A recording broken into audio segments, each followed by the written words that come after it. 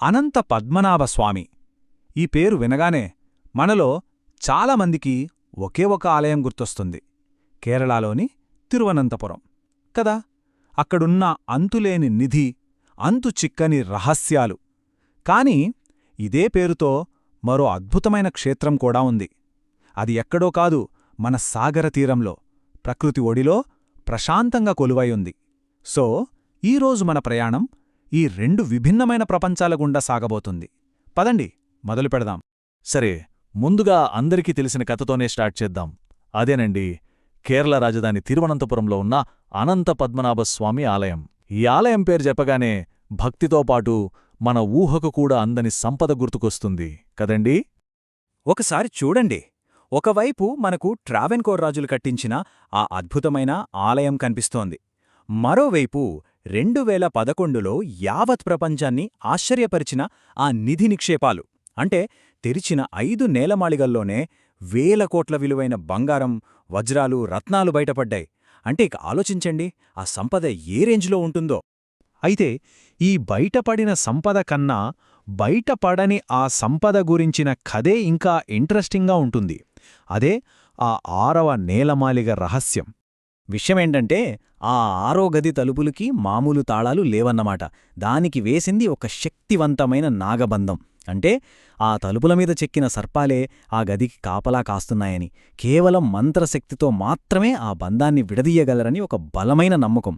బహుశా ఆ దైవిక శక్తికి భయపడేమో అధికారులు కూడా దాన్ని తెరిచే సాహసం చేయలేకపోతున్నారు. అంతేకాదు, ఈ గదిని తెరుస్తే ఏదో పెద్ద అరిష్టం జరుగుతుందని పండితులు గట్టిగా హెచ్చరించారు. ఈ నమ్మకాలను గౌరవిస్తూ మన దేశ అత్యున్నత న్యాయస్థానం సుప్రీంకోర్టు కూడా తదుపరి ఆదేశాలు ఇచ్చేంతవరకు ఆ గదిని అస్సలు తెరవొద్దని ఖరాఖండిగా చెప్పేసింది. ఇది నిజంగా భౌతిక సంపద మీద దైవిక శక్తికి ఉన్న ఆధిపత్యానికి ఒక నిదర్శనం కదూ. సరే, ఇప్పుడు కేరళలోని ఆ బంగారు వైభవాన్ని, ఆ మిస్టరీని కాసేపు పక్కన పెడదాం. మన రాష్ట్రంలోని ప్రశాంతమైన సాగర తీరానికి ప్రయాణిద్దాం. ఇక్కడ కూడా ఒక అనంత పద్మనాభుడున్నాడు.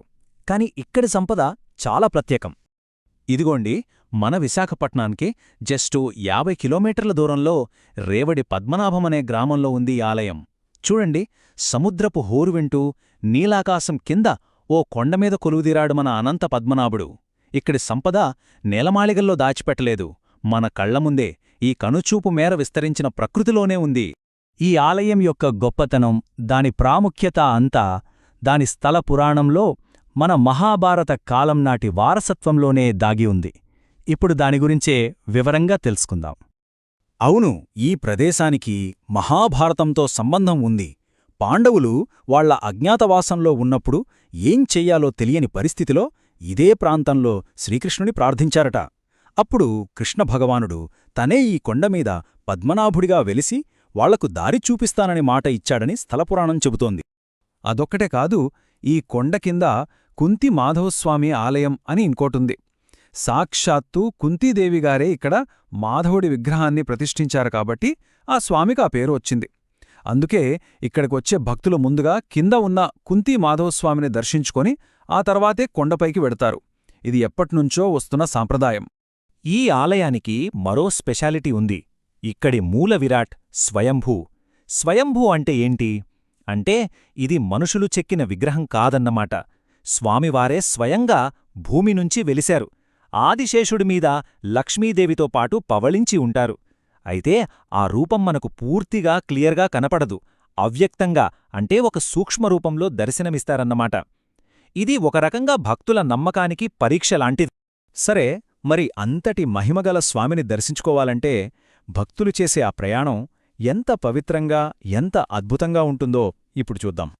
మరి ఆ పద్మనాభుణ్ణి దర్శించుకోవాలంటే మనం ఎక్కాల్సిన మెట్లు ఎన్నో తెలుసా?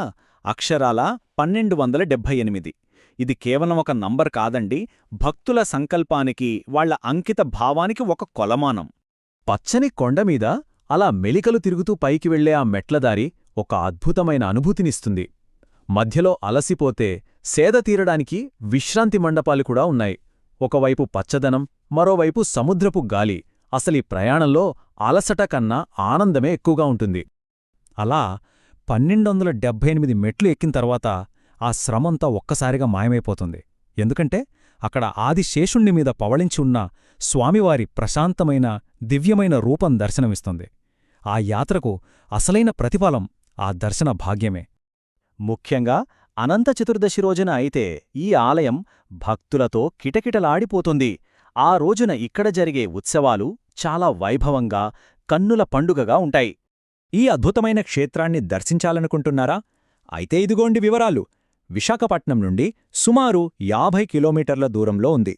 వైజాగ్ నుంచి ఇక్కడికి తరచుగా బస్సు సౌకర్యం అందుబాటులో ఉంటుంది. అయితే ఈ ప్రయాణం ముగించే ముందు మనందరం ఆలోచించాల్సిన ఒక ప్రశ్న.